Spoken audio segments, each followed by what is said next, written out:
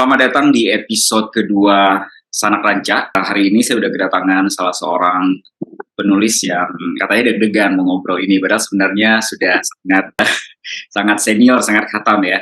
Olivia Enggak Puang juga. ya. Olivia Iya, ini sudah betul. menulis 5 buku ya rencananya Olivia ya. Dari tahun 2019 udah rilis Dark Princess 1-2 di 2019, kemudian Butterfly in Aurora pada tahun 2020, lalu ada The Black Lotus. Ini judulnya sangat intriguing karena mengingatkan saya pada serial HBO yang The White Lotus. Jadi cukup Oh bikin gitu ya? penasaran ya. Itu memang tentang action juga memang. Oke, kemudian rencananya bukan rencananya, tahun 2023 ini juga sudah merilis Behind the Plot. Ada juga buku antologi Cerpen Kartini, Sampitarno ya, e-book pada tahun 2021. Dan katanya sekarang juga lagi sibuk nulis untuk novel berikutnya. Hai Olivia, selamat datang di Sana Lanca. Terima kasih juga Kak Diano udah ngundang. Ya, waktu kita saling bertukar informasi, ada hal menarik yang menurut gue itu agak mirip sama gue. Katanya Olivia ini udah suka nulis dari kecil, suka ngirim-ngirim ke majalah Bobo waktu itu, tapi nggak pernah dimuat, dan karyanya seringnya cuma tayangnya di mading.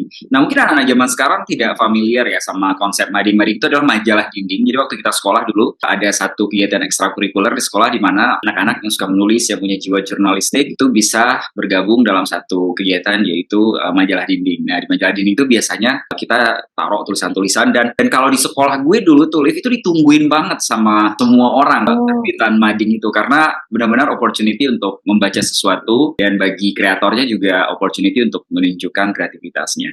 Oke, gimana Olive?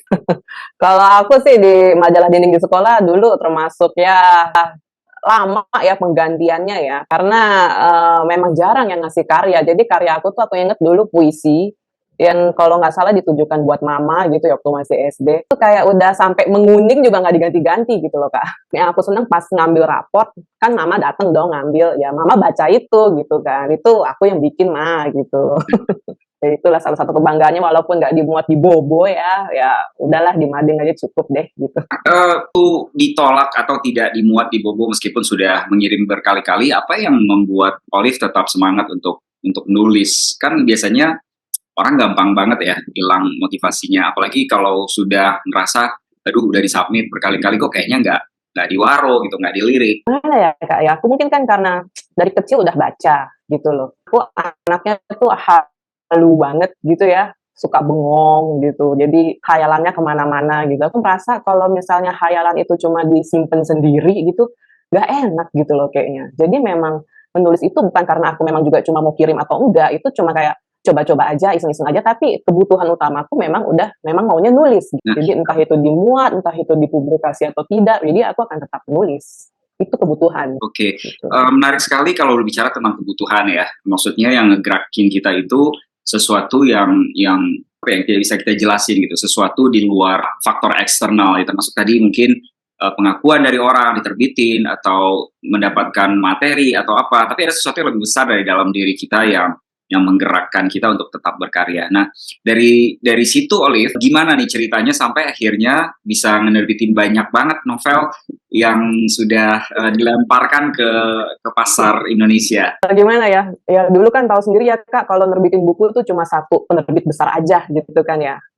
Jadi kayaknya tuh buat masukin naskah kok kayaknya peluangnya kecil, juga harus mengikuti pasar gitu. Sering berkembangnya waktu kan aku juga tahu kayaknya aku tuh cenderung lebih tulisanku kemana gitu loh.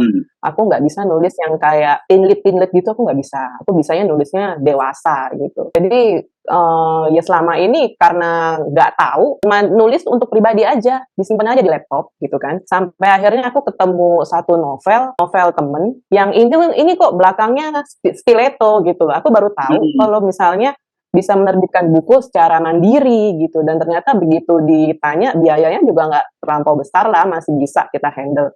Ya udah dari sejak saat itu aku aku bikin satu naskah yang bener-bener serius nih untuk diterbitin, bukan yang cuma ngasal buat pribadi aja gitu. Sempat bimbang juga aku mau genre apa ya, romance thriller kah, romance full kah gitu, tapi aku coba-coba aja lah romance thriller gitu kan, karena memang itu kesukaan aku gitu. Aku terbitin, akhirnya masukin ke Stiletto gitu. Itu awalnya 2019 tuh gimana ya, deg-degan sih. Ngirim emailnya aja juga udah deg-degan, terus pas di-publish-nya deg-degan, terus ada yang beli nggak nih ya, itu kayaknya ada yang beli satu dua aja kayak udah seneng Udah banget happy gitu. ya. Tapi udah kayak aduh happy banget gitu kan. Tapi ternyata di luar ekspektasi banyak yang beli ternyata, banyak banget dan sambutannya tuh cukup baik. Aku tuh inget banget dulu kalau misalnya ada yang beli Dark Princess pertama tuh aku sampai aduh kalau jelek kalau jelek ini ya maklum Nangis ya lagi. gitu atau kalau misalnya iya kalau misalnya udah selesai baca kalau enek siapin baskom lah kalau misalnya mau mau muntah atau apa gitu tapi enggak bagus kok bagus gitu kan. Ya. Jadi ya dari tadinya yang lingkungan pertemanan mulai keluar lingkungan pertemanan dan sambutannya masih baik gitu. Jadi ya akhirnya memang 2019 itu aku memang udah merencanakan mau rilis 2 seri Dark Princess 1, 2 gitu karena kan pada saat ditulisnya naskahnya juga bersamaan. Sekalian aku juga mau ngetes juga nih Dark Princess pertama kan masih kayak intro gitu, belum terlalu dalam. Ya. Aku pengen tahu kira-kira orang penasaran nggak sih gitu, pengen baca lanjutannya nggak sih, pengen tahu aku sejago itu nggak sih bikin orang penasaran gitu kan. Termasuk gambling juga loh, maksudnya sekali debut setahun 2 buku gitu, tapi aku Iya, iya, penasaran benar. gitu. Ya sejauh ini sambutannya baik. Banyak orang yang in my case gitu ya, saya bertanya berapa lama sih lu nulis sampai terbit, terus gue jawab sekitar 6 sampai 7 bulan gitu. Kami itu cepet banget gitu. Tapi sebenarnya banyak juga penulis lain yang bisa 2 buku dalam 1 tahun. Menurut gue sih nggak ada pakem ya, Olivia, karena ide itu kan kita nggak pernah tahu gimana Tuh. ngalir di kepala. Kemudian juga kemampuan seorang penulis dalam meng-capture ide tersebut, kemudian fokusnya dia untuk menulis itu beda-beda gitu. Jadi ini mungkin satu pembelajaran yang menarik buat teman-teman di sana yang mungkin sekarang lagi menulis. Jangan pernah ngebandingin pace kita sama pace orang lain. Jadi kita itu punya pace sendiri-sendiri. Kalau ada orang lain kayak Olive yang bisa 2 kali terbit dalam setahun, nggak usah jadi tertekan juga gitu. Kalau kalian mungkin udah 2 tahun belum jadi-jadi. Jadi ya just take your time gitu ya. Nah, Olive, kalau boleh sedikit cerita tentang Dark Princess ini, awalnya ide ceritanya dari mana datangnya, Olive? Kemudian prosesnya sampai menjadi sebuah cerita yang utuh, yang menurut Olive layak diterbitkan itu, apa aja yang dilalui? Idenya tuh sebenarnya dari tahun 2013 waktu aku backpackeran ke Hong Kong gitu kan. Ya di situ ya di Avenue Star ya sering duduk, bengong, nikmatin angin laut, ngeliat gedung-gedung rumah susun. Ya udahlah, pokoknya enak nih ya kalau kayak ada penjahat gitu di sini gitu kan. Penjahatnya cewek gitu kan. Jadi ya itu aja dari tahun 2013 kan itu berputar terus ya ide itu di otakku, plot itu kan jadi udah matang di otak gitu. Jadi ya wajar aja kalau dalam setahun itu bisa sampai 2 buku gitu. Ya aku rangkum, aku juga penyuka detektif Conan gitu. Pokoknya dari serpihan-serpihan memori hidup aku lah, ide-ide apa yang udah aku baca aku gabungkan di sana gitu. Terus ya memang sih sebenarnya aku modal nekat gitu loh Kak. Maksudnya debut yang romance thriller yang aku juga baru nggak ternyata ini romance thriller Indonesia tapi settingnya Hong Kong. Aduh, ada yang demen nggak ya gitu kan? Aku bener modal nekat loh. Jadi aku juga nggak tahu novel ini layak terbit atau enggak gitu kan. Aku nggak punya beta reader. Jadi udah aja lepas modal nekat bener-bener. Cuma memang aku udah sebisa mungkin self editing sendiri gitu ya, proofreading sendiri berulang kali. Jadi ya yang terjadi sekarang gitu. Tapi menarik sekali tadi kan katanya idenya dapatnya waktu traveling ke Hong Kong sendiri. Gimana caranya supaya idenya nggak hilang atau lupa, Olive? Kan banyak sekali orang yang kadang-kadang lagi nyetir macet gitu ya, keinget wah ini kayaknya lucu nih jadi ide cerita. Tapi pas nyampe di tempat yang udah nyaman pengen let's say ditulis, tiba-tiba kayak buyar, hilang semuanya gitu. Nah, ada trik nggak, Olive, supaya kita yang nonton semua bisa saling belajar gitu, biar ide itu nggak nguap gitu aja? Aku kebetulan memang punya kebiasaan selalu memang di otakku muter terus Kak plot itu.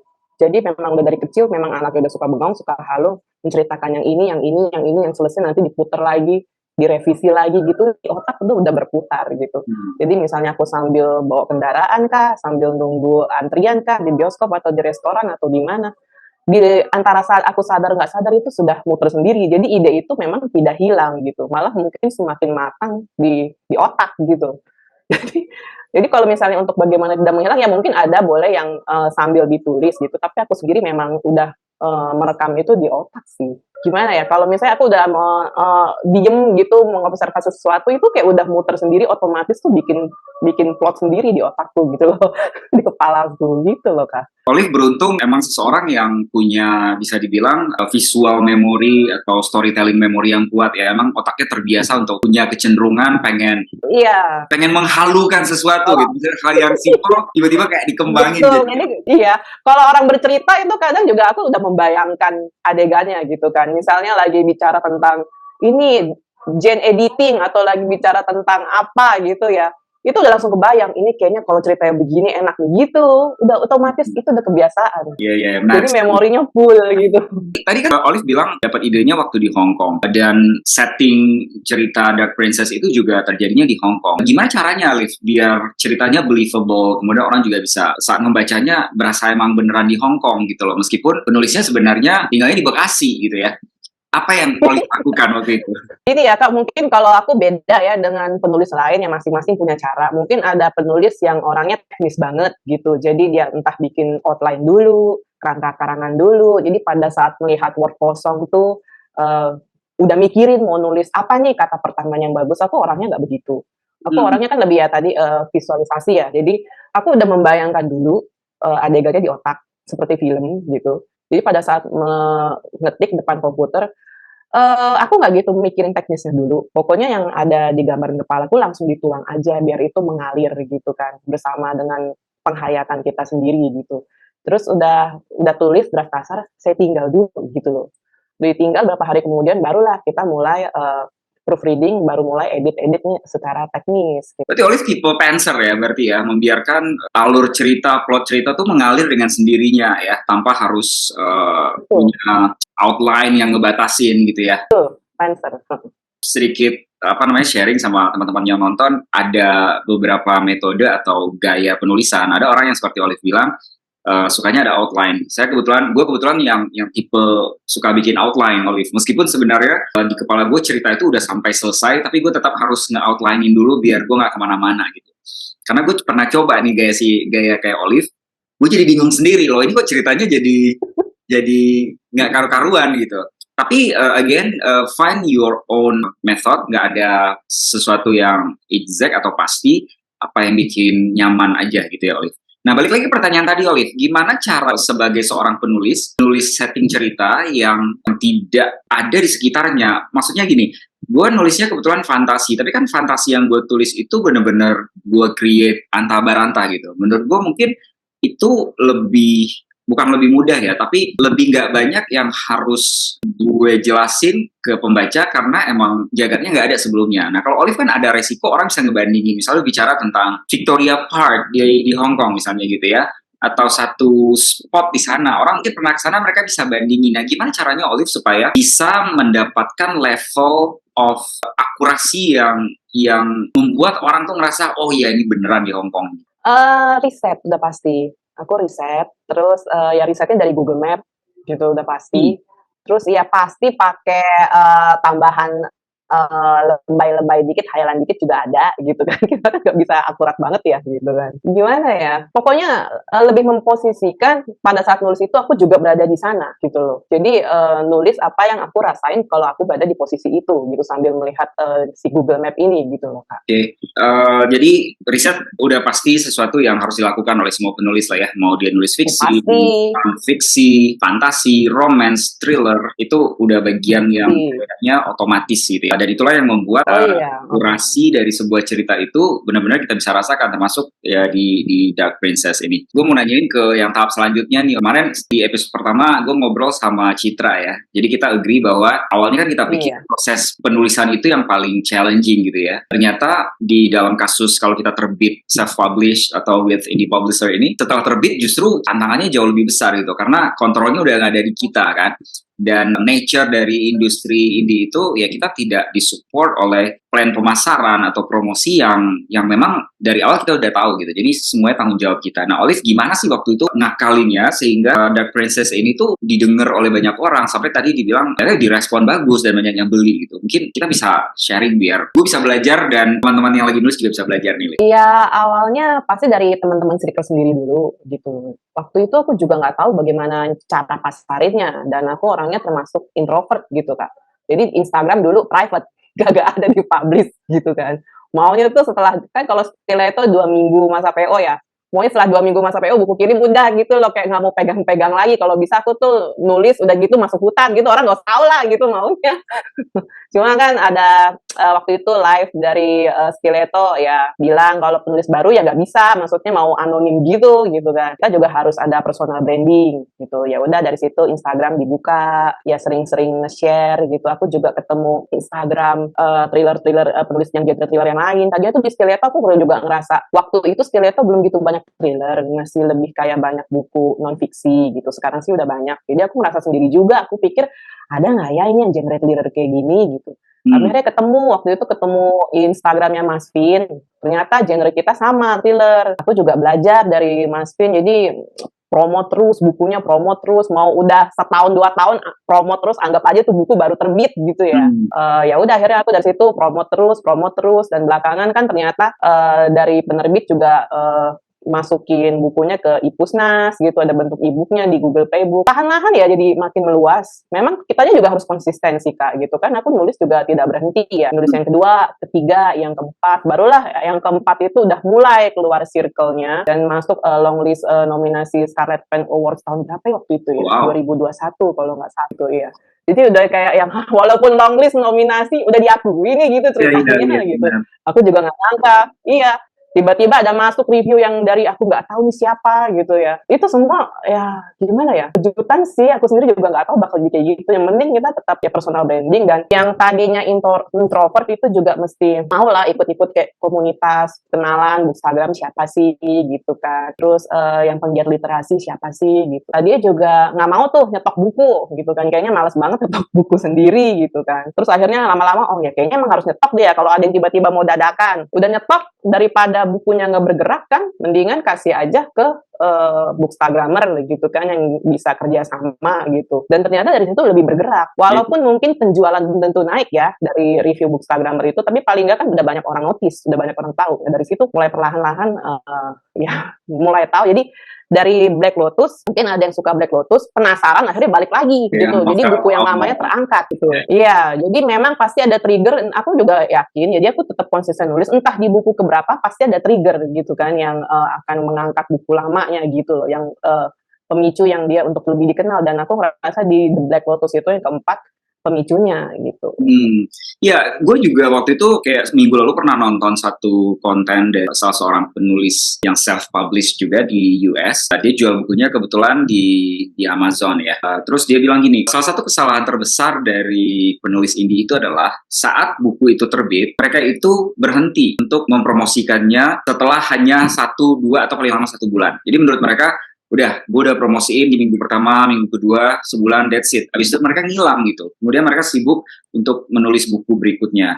Nah, menurut dia, exactly seperti yang Olive bilang tadi, once you put your book out there, itu seumur hidup dia ada di pasaran gitu kan. Dan itu udah punya penulis tersebut. Jadi dia harus constantly selalu mempromosikan, menyebarkan berita tentang bukunya tersebut. Karena tadi seperti Olive bilang, waktu dia menerbitkan buku-buku berikutnya, bisa jadi orang akan balik lagi ke judul awal itu. Atau malah justru orang dengernya dari buku yang pertama dulu gitu. Kemudian baru orang ngeh dengan buku berikutnya. Jadi apa yang perlu dilakukan sudah benar banget gitu ya. Memutuskan keluar dari zona nyaman seorang introvert. Betul. Kemudian TP-TP ke banyak orang meskipun di sosial media maupun di offline supaya karyanya tetap bergulir terus dan didengar oleh orang.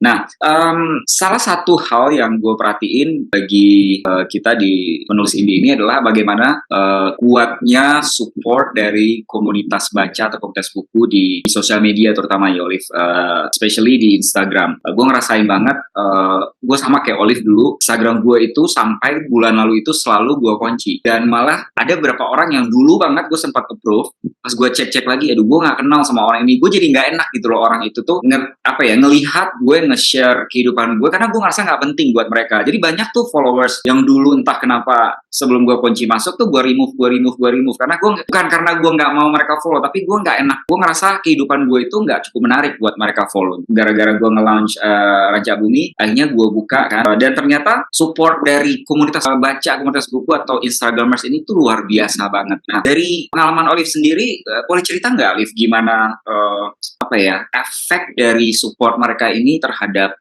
tidak hanya kesuksesan bukunya dalam segi penjualan, tetapi juga dalam memotivasi Olive untuk terus menulis sampai bisa akhirnya beberapa judul. Bookstagram sendiri aku baru kerjasamanya tahun ini kok Kak, di Behind the Plot baru mulai kerjasama. Jadi sebelum-sebelumnya masih dari support teman-teman terdekat, penulis terdekat, sama ada memang Bookstagram yang cukup dekat, book reviewer, perlu disebutin nggak ya namanya ya? Boleh. Kira-kira. Ya namanya Kak Adisti. Jadi masih yang dari sebatas dekat itu aja, jadi belum sampai mencari ke Bookstagram gitu. Dan Kak Adisti ini kalau menurutku sih memang cukup objektif dan kritis. Jadi kalau dari Kak Adis masukannya udah positif, ya aku cukup bersemangat gitu kan. Tinggal diperbaiki aja di buku berikutnya. Waktu itu masih di Black Lotus tuh, aku perbaiki di buku Behind the Plot gitu. Jadi masih orang-orang terdekat sih. Terus baru Behind the Plot mulai mencoba Bookstagram. Bookstagram tuh ada yang memang kayak followernya banyak, tapi ternyata engagementnya kecil gitu. Ada yang followernya sedikit, tapi engagementnya kuat gitu. Ada yang berbayar, ada yang tidak berbayar. Gitu. Yang berbayar sejauh ini bagi aku mengecewakan. Justru yang gratis-gratis ini, yang tiba-tiba entah muncul dari mana, yang aku nggak ajak kerjasama, reviewnya oke, masukannya oke, objektif, kritis, dan ya, sampai sekarang kita berkomunikasi dengan cukup baik gitu. Dan itu semakin memotivasi aku juga di nulis naskah ke-6 ini. Nulis ini memang bikin semangat, bikin terharu, bikin bangga gitu. Bahkan ada yang dari mereka tuh nggak mau dikasih gratis loh Kak, maunya beli gitu kan, karena mereka mau support kita dan mau menilai secara objektif gitu. Itu aku terharu banget. Di sisi lain cukup jadi beban ya, karena kan buku yang sekarang lagi aku tulis, naskah yang sekarang aku tulis, ya mereka kan udah mengharapkan bagus. Berarti kan yang mau terbit ini harus lebih bagus dari buku yang sebelumnya gitu. Itu cukup beban juga buat aku, dan ya tantangan juga buat aku bagaimana nanti bisa bikin sesuai yang mereka harapkan juga nanti tanpa melupakan idealisme aku sendiri gitu. Nah, kepikiran nggak, Liv, untuk next book ini melibatkan mereka di proses editing? Let's say mungkin lagi-lagi dari konten yang kemarin sempat gue tonton itu, ada hal menarik yang di-share sama penulisnya. Dia itu tuh membuat semacam preview events gitu sebelum dibuka PO atau sebelum diterbitkan secara resmi, dan dia melibatkan ya orang-orang yang dia pikir bisa menjadi itu tadi reviewer yang objektif, jujur, iya. Jadi it's a little bit ada part of editingnya gitu. Kepikiran nggak untuk buku berikutnya? Enggak sama sekali. Karena aku orang yang Kenapa? Nanti aku udah tahu tipe-tipe orang kayak aku ini terlalu overthinking gitu kan ya. Nanti kalau banyak masukan malah jadinya kacau ini ceritanya kemana-mana, karena kan keinginan setiap orang beda-beda gitu. Dari Bookstagram itu aja, para Bookstagram itu ada yang suka tokoh A, ada yang suka tokoh B, ada yang suka ini. Kenapa nggak begini? Kenapa nggak begitu? Kenapa nggak yang lain lagi? Kalau misalnya sampai aku menggunakan mereka semua untuk proses editing, aduh kacau nanti. Nanti keluar dari track aku sendiri. Jadi sejauh ini aku enggak sih. Jadi biar editing atau apa aku sendiri aja dulu. Jadi mereka tahu hasil akhirnya aja. Berbicara tentang editing, barusan Olive bilang editing sendiri. Dari publishernya sejauh mana, Olive? Keterlibatan mereka dalam proses mengedit, kemudian bagaimana Olive juga mengakomodir, let's say, feedback dari editornya publisher? Aku tuh sebisa mungkin, aku orangnya sendiri kan juga udah rapi ya, sebisa mungkin pada sampai ke editor di penerbit juga sudah dalam keadaan rapi. Karena aku mengerti kerjaan mereka banyak gitu. Mata kan pasti sakit ya periksa naskah gitu ya. Jadi kalau ada yang penulis-tulis merasa nulisnya biasa aja, kasar aja, nanti juga lempar penerbit sama editor beres, aku nggak setuju sih. Jadi aku tuh sebisa mungkin, semaksimal mungkin dari aku udah dalam keadaan tuh rapi gitu. Tapi memang aku beruntung di Stiletto ada editor namanya Mbak Desi. Kurang lebih kita sama sefrekuensi, perfeksionis gitu ya. Awal-awalnya Dark Princess pertama itu banyak banget catatannya sampai mau nangis. Ini nerbitin buku susah amat sih, mundur aja apa ya gitu kok. Killer amat ini editornya gitu kan. Mau mundur gitu. Tapi ya aku ngerti sih ternyata ya memang orangnya perfeksionis gitu. Dikasih masukan-masukan. Masukannya itu boleh diikutin, boleh enggak gitu. Jadi ada yang aku ikutin, ada yang aku tetap bertahan gitu. Terus makin kesini itu editornya kan si Mbak Desi. Sampai akhirnya di Behind the Plot, oh coretannya udah agak berkurang nih gitu kan. Jadi dari situ udah semakin mengerti ternyata ya penulisan aku tuh udah ada sedikit kemajuan gitu. Tadinya aku kan nggak tahu titik koma taruh di mana gitu kan. Tapi berkat dari mereka, aku kan belajar juga dari mereka. Oh lain kali di sini titik komanya di sini ya, kita lain kali nulisnya begitu di naskah berikutnya. Jadi semakin kesini naskah berikutnya semakin rapi. Jadi meringankan beban editor lah. Nah itu kan editing dari sisi teknis lah ya, EYD, KBBI, kemudian pemilihan kata atau kalimat yang efektif. Tapi kalau dari sisi, let's say, sempat nggak ngalamin editornya itu mungkin men-challenge plot gitu, atau men-challenge karakterisasi. Mungkin ada yang bilang, ini kok karakternya terlalu abu-abu, kok ini nggak terlalu dieksplor, ada nggak Olive? Atau itu benar-benar udah jadi ranahnya Olive yang decide? Masih di Dark Princess 2 sebelum ada terbit buku berikutnya, sempat ada masukan, boleh nggak kalau seperti ini, aku juga lupa waktu itu gimana gitu, atau dibikin spin-off yang ini. Ya aku bersikeras tidak nurutin sih, karena aku kan memang udah punya rencana sendiri bagaimana tokoh ini akan berjalan nantinya di buku berikutnya gitu. Masukan seperti itu ada, tapi balik lagi ke kita mau mengikuti atau tidak. Terutama di penerbit major ya, di traditional publisher, proses editing itu termasuk sesuatu yang menguji energi fisik, mental dari penulis dan juga idealismenya mereka, storytelling skillnya mereka. Tapi tujuannya itu bagaimana sebuah karya itu nanti bisa lebih, ya mungkin nggak bisa dibilang nggak perfect, bukan kata-kata yang tepat ya, tapi lebih mendekati sesuatu yang perfect lah, sehingga nanti respon orang juga bagus. Karena editor kan biasanya mereka sudah punya pengalaman yang cukup tinggi jam terbangnya ya, untuk bisa memahami pasar, memahami behavior dari membaca sebuah genre gitu. Jadi buat teman-teman yang nanti mungkin sempat submit baik ke indie maupun major, ya siap-siap aja, mungkin kayak Olive waktu itu yang sempat frustasi, aduh ini kok susah banget sih gitu kan, sampai give up. Tapi yang penting seperti yang Olive lakuin aja, nggak usah give up gitu, karena itu adalah bagian dari proses kita untuk bertumbuh dan menjadi penulis yang lebih baik. Oke, nah sekarang yang a bit sensitif, dan Olive boleh jawab, boleh tidak ya. Kita ngomongin tentang penjualan. Gua nggak tahu Olive apakah seorang penulis yang memutuskan untuk menjadikan menulis sebagai mata pencarian gitu ya, atau mau menulis full time, atau masih punya pekerjaan sampingan yang cukup memberikan apalah ya, kemapanan lah, sehingga yaudah deh bukunya nggak kejual juga nggak apa-apa gitu. Kalau willing to share silakan, tapi kalau menurut Olive nggak mau share juga nggak apa-apa. Nggak masalah, aku suka sharing juga kok. Aku juga punya pekerjaan utama. Aku punya pekerjaan utama. Kalau nulis ini kan kayak hobi ya. Jadi seperti orang punya pekerjaan utama, mungkin hobinya traveling, hobinya nyelam gitu kan. Ya aku hobinya nulis buku gitu.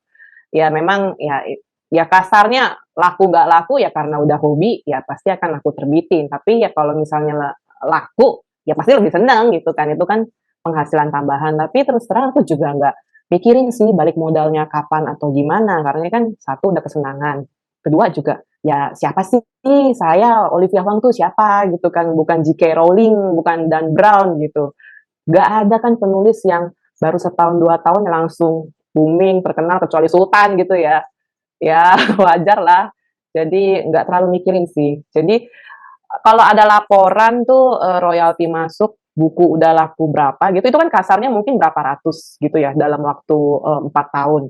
Tapi kan itu gross, nggak tahu yang mana yang bener-bener dibeli, nggak tahu mana yang aku kasih Bookstagram untuk bekerja sama. Aku sendiri juga nggak bikin catatan untuk itu gitu, dijalanin aja.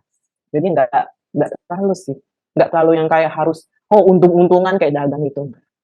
Okay, that's one way to see it gitu ya. Ya kalau itu emang hobi dan kebetulan kayak Olive masih punya pekerjaan utama, ya kenapa nggak dilakuin aja. Dan memang tidak semua penulis itu seberuntung J.K. Rowling. J.K. Rowling itu satu dari sejuta case lah. Kebanyakan memang butuh bertahun-tahun, butuh beberapa novel untuk akhirnya dikenal, beberapa buku untuk akhirnya dikenal oleh khalayak. Jadi itu satu cara untuk melihatnya. Tapi kalau ada yang pengen mutusin nih, Liv, gue pengen jadi penulis full time yang penghasilannya harus kalau bisa dari sini gitu. Nah, melihat landscape dari dunia penerbitan di Indonesia, dunia buku di Indonesia, menurut Olive itu hal yang reasonable nggak? Atau aduh jangan deh, mendingan tetap cari kerjaan lain? Kalau aku sih memang nggak pernah riset angka statistiknya ya, tapi aku ngerasa pembaca Indonesia kayaknya minat bacanya masih, satu, entah kalau secara kuantiti kurang, kedua minat bacanya seperti apa gitu kan. Kita tahu sendiri di toko buku besar, dulu waktu kecil aku ke toko buku besar itu ya tahulah bagaimana kualitas novelnya gitu. Sekarang kualitas novelnya ya yang kayak bukan mengecilkan tim lead ya, tapi, kayak aku pernah ketemu novel yang kayak cuma di-copy paste doang. Entah dari Wattpad, entah dari mana, diedit atau enggak gitu loh. Jadi kayak Iya, iya, iya. yang dibaca yang seperti itu gitu, kualitasnya agak sedikit menurun dari ya sekarang gini deh, dulu aku waktu kelas 3 SMP aja bacaanku sekelas Sherlock Holmes. Kemarin aku ada jadi pembicara di sekolah gitu kan, anak kelas 2 SMP nggak ada, 3 SMP yang nggak tahu itu, nggak ada yang tahu siapa itu Sherlock Holmes, apa itu Sherlock Holmes. Wow. Jadi kayak menurun gitu loh, Kak. Jadi kayak aku sedih juga gitu. Kita sekarang udah lebih ke medsos. Jadi aku agak pesimis sih kalau mau jadi full time writer gitu, aku nggak nyaranin sih. Nyaranin kecuali memang udah sultan gitu kan, setajir Raffi Ahmad boleh lah gitu. Jadi tabungannya cukup gitu ya untuk Iya, maunya maunya aku juga begitu, punya duit banyak nulis-nulis aja lah, gak usah yang lain gitu kan. Tapi kan nggak bisa. Nah, tadi emang menarik sekali berbicara tentang toko, toko buku ya. Weekend kemarin itu gue jalan-jalan ke salah satu mall Jakarta Pusat, ya mall cukup gede, Grand Indonesia, di sana kan ada toko buku. Dan gue a bit kaget waktu gue masuk ke toko buku itu, kayak tinggal satu corner kecil, satu sudut aja. Terus gue nanya kan, ini kalian lagi renov ya? Bagian yang biasanya yang luas itu lagi ditutup ya. Dia bilang enggak kak, emang sekarang tinggal segini. Dan benar yang Olive bilang, itu pun dipenuhi oleh kalau nggak karya-karya adaptasi dari penulis-penulis luar yang memang sudah bestseller kayak J.K. Rowling gitu ya, atau memang novel-novel ya ringan lah yang mungkin di platform Nggak mana pakai gitu mikir gitu ya. ya, ya sudah dibaca ratusan juta kali gitu ya, something. Betul. Tapi kalau menurut gue sih, gue selalu ngelihat bahwa setiap apa ya cerita itu ada pasarnya masing-masing dan setiap cerita yang bagus itu dia pasti kayak air gitu loh, dia akan ngalir meskipun cracknya atau lubangnya kecil-kecil dia akan nemuin tuh sampai akhirnya nanti ketemu satu jalur atau satu lubang yang agak gede dikit buat dia ngumpul. Nah pelan-pelan nanti jadi gede, jadi gede, jadi gede. Jadi gue selalu ngelihatnya sebuah cerita bagus itu seperti itu. Jadi minggu lalu juga waktu bicara dengan Citra, Citra juga bilang sebenarnya cerita bagus itu mau terbit di indie atau major sebenarnya sama aja karena eventually hanya masalah waktu aja buat dia untuk menemukan audiens yang tepat. Jadi ya silakan disimpulkan sendiri ya buat yang nonton. Tadi Olive kasih gambaran yang sebenarnya bahwa it's a apa ya, it's a bittersweet reality lah ya, it's a tough reality bahwa memang kondisinya atau kenyataannya di pasar Indonesia itu begitu. Nah, dengan kenyataan yang seperti itu, Liv, bagaimana caranya nih Olive melihat karir sebagai penulis ini ke depannya? Apakah akan terus menjadi hobi atau suatu saat berharap cerita ini mungkin secara novel dia nggak akan kejual sampai ratusan ribu atau puluhan ribu eksemplar, tapi akan menemukan medium lain untuk diadaptasi sehingga tetap tersebar ke orang. Ada nggak kepikiran ke arah sana? Kan sekarang lagi tren tuh, orang cerita-cerita yang dicari-cari di mana kemudian dijadiin series, dijadiin film atau konten lain gitu ya. Ada, aku juga tahu ada penulis lokal Sugaida Autor gitu. Saya juga tahu beliau tuh nulisin indie 5 buku udah sejauh ini dan itu akhirnya kan buku pertamanya jadi series di Prime Video. Hanya. Itu aja perjalanan beliau aja 10 tahun.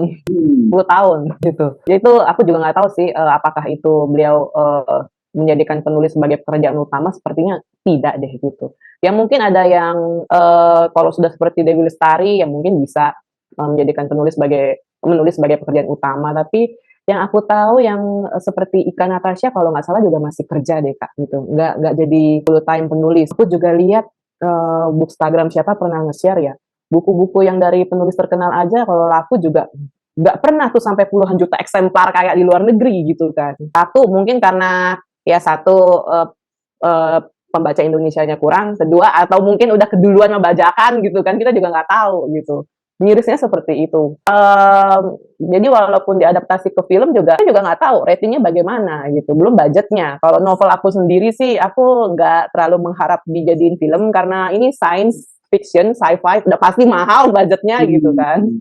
Kalau yang masih mudah untuk dijadiin series ya mungkin masih bisa berharap, banyak memang rumah produksi yang mencari juga, tapi setahu aku juga ya, rumah-rumah produksi itu dia beli naskah. Mungkin dari 5 naskah, 5 buku dia beli gitu. Misalnya 1 dijadiin series. Tapi kalau misalnya ratingnya nggak naik, yang seri Partnya. belakangnya juga belum tentu difilmin, akan jadi sampah aja gitu. Aku terus terang masih pesimis sih dengan industri literasi di Indonesia gitu. Iya, iya benar. Tadi sempat menyinggung bagaimana apa namanya judul-judul luar bisa laku puluhan juta. Itu sebenarnya salah satu faktornya adalah mereka juga karyanya itu diadaptasi ke berbagai bahasa. Jadi pasarnya emang jauh lebih luas ya. Jadi kayak kita kan pasti kita jualnya ya cuma di Indonesia doang gitu, dan itu pun harus saingan dengan begitu banyak judul. Sementara karya-karya penulis luar yang cukup bagus biasanya udah ditranslate ke berbagai bahasa dan dijual di puluhan negara. Jadi kemungkinan mereka untuk menjual banyak itu jauh lebih tinggi.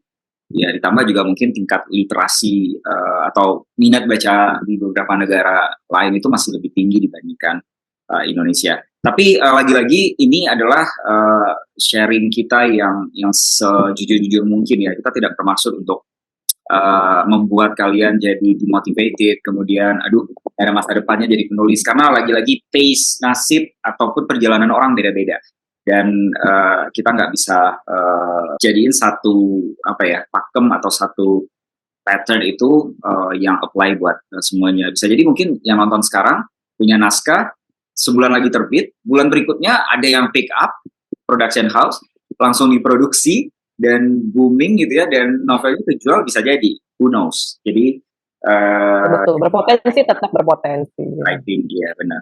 Oke, mungkin satu hal lagi nih sebelum kita tutup yang selalu gue pengen dengar dari teman-teman penulis, terutama penulis indie gitu ya.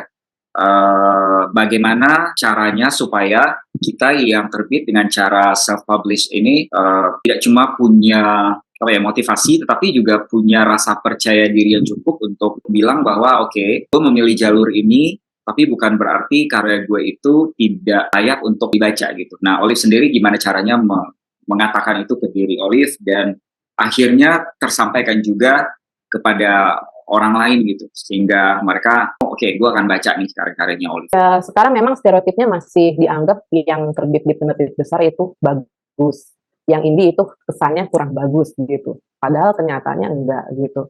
Kalau yang aku lihat sendiri karya-karya penulis lokal malah jadi yang indie malah lebih berwarna-warni, berkarakter, dan lebih berani gitu daripada yang terbit di mayor gitu. Aku merasa seperti itu. Jadi kalau misalnya teman-teman penulis mau terbitkan di indie tidak masalah, justru malah di indie itu kita bisa jadi diri sendiri, bisa mempertahankan idealisme kita gitu, tidak diatur-atur oleh editor gitu kan, tidak diatur-atur oleh pangsa pasar lagi maunya A atau maunya B gitu. Kalau misalnya aku terbit di mayor nggak boleh ada tokoh yang mati gitu kan. Semuanya harus happy ending. Ya kan kalau misalnya lagi nggak mau happy ending bagaimana gitu. Meskipun udah mati tetap harus ada cara untuk dia hidup lagi gitu ya. Dihidupin lagi. Ya kan nggak bisa jadi diri sendiri. Kalau aku orangnya memang mau menjadi diri sendiri gitu. Itu adalah kebebasan yang nggak bisa aku dapat mungkin di penerbit mayor. Itu yang benar-benar aku dapat di penerbit indie. Apalagi sekarang aku sama Stiletto udah 5 buku. Kita udah seperti family gitu. Aku tahu mereka seperti apa, mereka tahu aku seperti apa. Ini aku benar-benar ruang gerakku tuh tidak terbatas kalau untuk nulis di penerbit indie. Jadi buat teman-teman kalau yang mau nerbit di mayor ya silahkan, tidak masalah kalau mau coba, asal sabar ya, karena kan ya nanti ditolak lah, apalah gitu kan. Belum sekali naskahnya masuk, editnya banyak lagi gitu kan. Kalau misalnya di indie kan relatif cepat, sebulan 2 bulan, dan bebas untuk menjadi diri sendiri, bebas mengeksplor kemampuan sendiri gitu. Jadi bukan berarti yang di indie itu jelek. Malah coba deh baca beberapa novel indie ya, termasuk karya Kak Diano, karya aku gitu kan. Pasti banyak ciri khasnya yang mungkin tidak akan ditemukan di penerbit mayor. Aku juga ada ketemu satu buku di Stiletto tentang Quantum of Love. Walaupun penulisnya baru, mungkin teknisnya masih belum rapi, tapi ide itu aku yakin nggak akan ketemu di terbitan mayor. Jadi kalau misalnya mau mengeksplor, mau mendapat bacaan yang beda daripada yang ada di toko-toko buku besar, dari yang ada yang hype, ya carinya sumber dayanya di indie, buku indie gitu loh Kak. Oke, agree. Nah, salah satu masalah terbesar dari komunitas penerbitan indie ini adalah distribusi pemasaran. Kayak kemarin di Instagram tuh ada beberapa yang nanya, kita bisa beli di toko buku, dia sebutin lah nama toko buku besar ya, apakah gitu kan? Sementara kan emang novel gue nggak masuk ke toko buku tersebut gitu. Mungkin Olive ada harapan nggak sih kepada nggak cuma penerbit ya, tapi juga toko-toko buku? Karena gue lihat nggak hanya toko buku besar, gue jujur aja gue tuh reach out ke beberapa toko buku indie loh, toko buku kecil lah ya, mereka cuma punya satu atau dua, tapi cukup ikonik. Dan surprisingly itu jawabannya cukup membuat gue kayak apa ya, kayak kaget gitu, karena jawabannya simply just, oh kak kita fokusnya ke buku-buku impor, something like that. Atau kita hanya jual buku lokal yang terbitnya ke grup kita. Menurut gue itu a bit apa ya, unfortunate, karena sebagai apa ya, ekosistem indie ini harusnya semuanya saling bekerja sama. Jadi nggak hanya penerbitnya aja yang saling kompak satu sama lain, tapi juga ekosistem distribusinya, toko-toko buku yang memang melabel diri mereka sebagai indie juga harusnya nge-support lah penerbit-penerbit indie lainnya, sehingga jalur distribusi dari karya-karya kita itu lebih ada. Ya meskipun sekarang kita dibantu dengan adanya e-commerce gitu ya, tapi tetap satu, dua, atau tambahan beberapa toko offline akan sangat membantu distribusi dari karya kita. Gimana menurut Olive? Aku terus terang ada taruh buku aku di toko offline gitu kan. Aku sendiri punya toko online gitu kan. Ya aku jual di toko onlineku. Terus temanku juga punya toko online buku komik, tapi akhirnya dia jual novelku juga.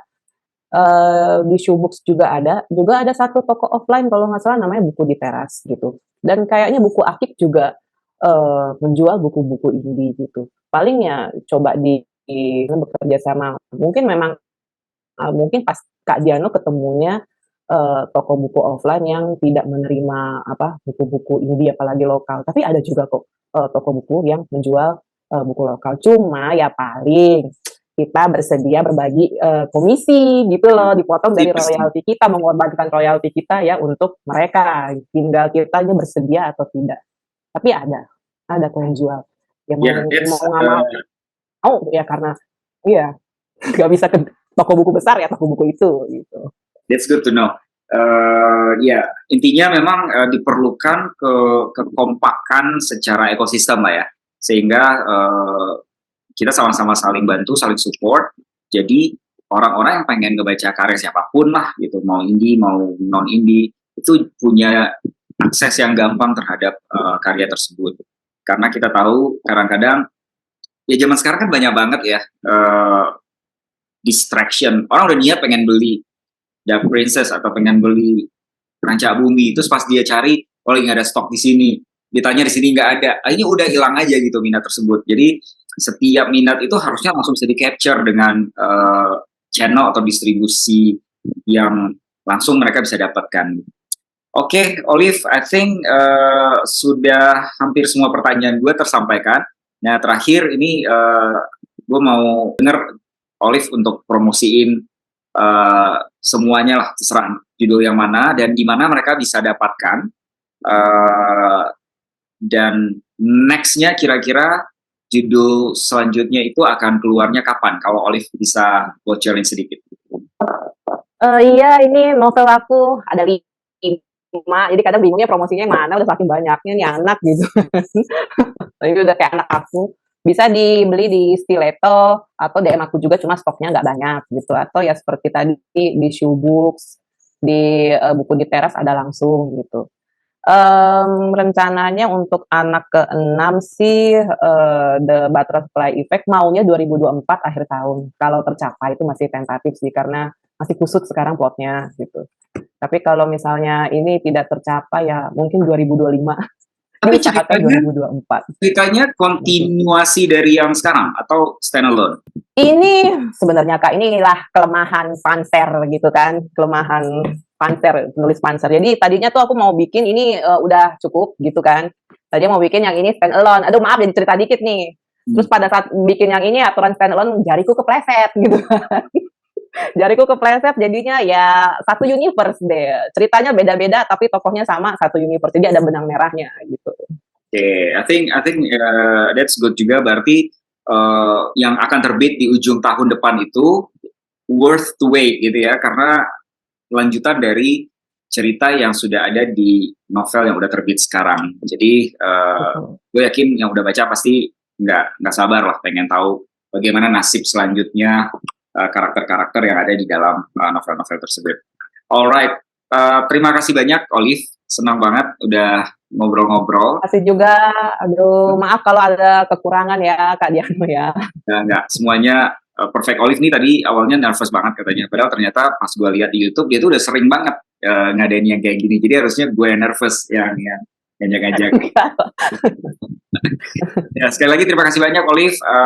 Penonton silakan cek karya-karya Olive mulai dari Dark Princess 1-2 sampai ke Butterfly Effect, kemudian nanti juga ada yang baru di akhir tahun 2024. Tapi intinya tetap support terus para penulis-penulis Indonesia, terutama penulis indie, karena kita butuh banget support-support itu. Dan yang penting jangan pernah mengkonsumsi karya mereka itu dalam bentuk bajakan, karena nulis satu karya itu aduh nggak gampang banget, tidak hanya effort mendapatkan idenya kemudian mengcrafting ide tersebut, tapi tadi sudah dengar bagaimana prosesnya sampai itu terbit, sampai ke tangan orang, didengar orang, ini prosesnya panjang. Jadi mengkonsumsi karya bajakan itu adalah sesuatu hal yang sangat-sangat despicable ya, sesuatu yang sangat gede lah dosanya. Jadi mudah-mudahan yang nonton paham banget untuk selalu bilang enggak sama karya-karya bajakan, karya siapapun itu. Tadi Olive udah promoin karyanya dia, jadi gue kembali akan promosiin Rancak Bumi dan Sakti Mandraguna. Silakan cek di Instagramnya juga @rancak.bumi, udah banyak review-review yang masuk, dan so far gue seperti Olive bilang mendengarkan review orang yang sejujur-jujurnya itu benar-benar menjadi bahan bakar lah untuk langsung pengen nulis rasanya kelanjutannya. Tapi untuk saat ini gue pengen fokus membuat novel ini didengar oleh lebih banyak orang, kemudian membuat orang tergerak untuk memilikinya, karena buat gue itu it's not just about royalty atau duitnya, tapi gue pengen cerita itu benar-benar menyebar sehingga lebih banyak orang yang tahu, karena at the end of the day itu hal yang paling penting, karena sebagus apapun cerita kita kalau nggak nyampe ke orang, what's the point gitu ya. Jadi buat yang nonton ini tolong dibantu sebarkan, dan silakan cek rancak.bumi di Instagram kalau pengen tahu update-update terbaru tentang novel ini. Oke, sekali lagi terima kasih banyak Olive, selamat menikmati istirahatnya malam ini, dan ketemu di sosial media ya, tetap DM-DM-an. Oke Kak.